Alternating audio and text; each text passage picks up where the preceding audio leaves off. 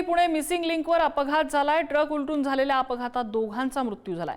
या अपघातामुळे मिसिंग लिंकवर मोठ्या प्रमाणात वाहतूक कोंडी झाली।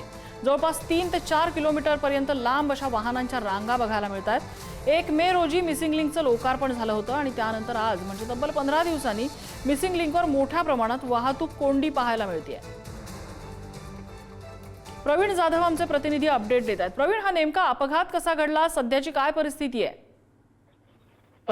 खरं तर आता आपण ज्या फ्रेम मध्ये 2 ट्रक आपल्याला दिसत आहेत, हे 2 ट्रक आणि त्यानंतर या बाजूला असलेला एक ट्रक, हे 3 आणि याच्या मागे एक पलीकडे एक ट्रक आहे। असे 4 ट्रक पुण्याहून मुंबईकडे येत होते।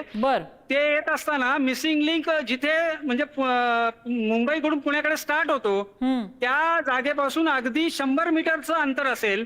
जुन्या मुंबई पुणे एक्सप्रेस हायवे वरून हे 4ही ट्रक येत असताना या ठिकाणी एका मागे एक धडकले।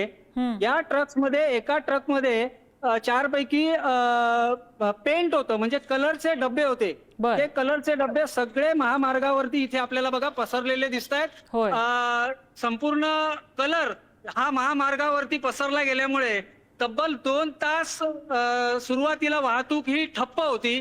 त्यामुळे एक्सप्रेस हायवे आणि मिसिंग लिंक या दोन्हीकडची ही वाहतूक जवळपास 2 तास ठप्प झाली होती आणि मध्यंतरीच्या काळामध्ये वाहतूक जास्त वाढल्यामुळे थोडा वेळ 1 लेन आणि 2 लेन अशा सुरू केल्या होत्या। हे जे अपघातग्रस्त ट्रक आहेत यांना बाजूला करून लेन सुरू केल्या होत्या। परंतु आता सध्या त्या पेंटमुळे पुन्हा जे इतर वाहनं जी आहेत ही सरकायला लागलेत, रस्त्यावरून मार्ग सोडायला लागलेत। त्यामुळे पुन्हा अपघात होऊ नये यासाठी पुन्हा एकदा महामार्ग थांबवलेला आहे आणि पुण्याच्या दिशेने मोठी वाहनांची रांग लागलेली आपल्याला इथे पाहायला मिळते, जी की मिसिंग लिंकच्याही पुढे गेलेली आता असेल।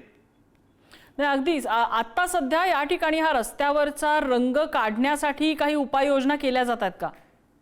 हो, नक्कीच। IRB कडनं आणि त्यांच्या मदतीला हेल्प फाउंडेशनचे देखील सदस्य आहेत, यांच्याकडून इथे वाळू आणली गेलेली आहे। ती वाळू ही आपल्याला दिसते की समोर त्या रंगावरती टाकण्यात येत आहे, जेणेकरून त्या रंगामुळे जे काही वाहन स्लिप होण्याचा आता जो काही होतोय म्हणजे त्रास होतोय, जेणेकरून पुन्हा अपघात होऊ नये यासाठी आता त्या संपूर्ण रस्त्यावरती वाळू पसरवण्याचं काम चालू आहे। जवळपास 50-1 मीटर पर्यंत हा संपूर्ण जो रंग आहे तो पसरलेला आहे। काही कामगार आपल्याला दिसत आहेत की तो रंग अगदी डब्यांमध्ये भरतायत, म्हणजे आपल्याला लक्षात येईल की पूर्ण ट्रक भरला होता, तो पूर्णच्या पूर्ण ट्रक मधले सगळे डबे हे फुटून त्यातला जो काही पांढरा रंग आहे तो संपूर्ण महामार्गावरती पसरलेला आपल्याला इथे दिसतोय। आणि एक बाजूला वाळू टाकून, माती टाकून इतर वाहनांना थांबवून सध्या महामार्गावरती मुंबई लेनवरती सध्या काम सुरू आहे। प्रवीण, कशा पद्धतीचा हा काही ऑइल पेंट वगैरे होता का या ठिकाणी? आता सध्या 2 ड्रायव्हर्सचाही मृत्यू झाल्याचं कळतंय आपल्याला, तर त्याबद्दल काही डिटेल्स मिळत आहेत का? नक्कीच। हा जो होता, ही मधली ट्रक होती, त्यात पूर्णपणे ऑइल पेंटनी भरलेले सगळे डब्बे आहेत, ते फुटलेले आहेत आणि याच ट्रक मधील एक नव्हे तर 2 जणांचा मृत्यू झाल्याचं पोलिसांकडून समजलंय। त्यांचे मृतदेह काढण्यात आलेले आहेत आणि वाहनं जी होती ती वाहनं बाजूला करून महामार्ग काही काळासाठी सुरू केला होता, परंतु त्या रंगामुळे, त्या ऑइल पेंटमुळे वाहनं ही सरकायला लागलेली आहेत, आपला मार्ग सोडायला लागलेली आहेत।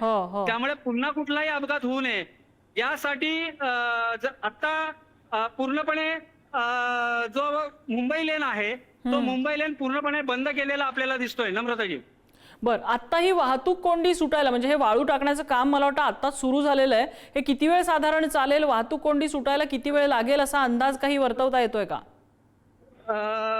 नक्कीच। जर आपण पाहिलं तर अपघातापासून जवळपास वाहनं या मार्गावरून गेल्यामुळे 50 मीटर ते 100 मीटरच्या अंतरामध्ये हा सगळा रंग महामार्गावर पसरलाय।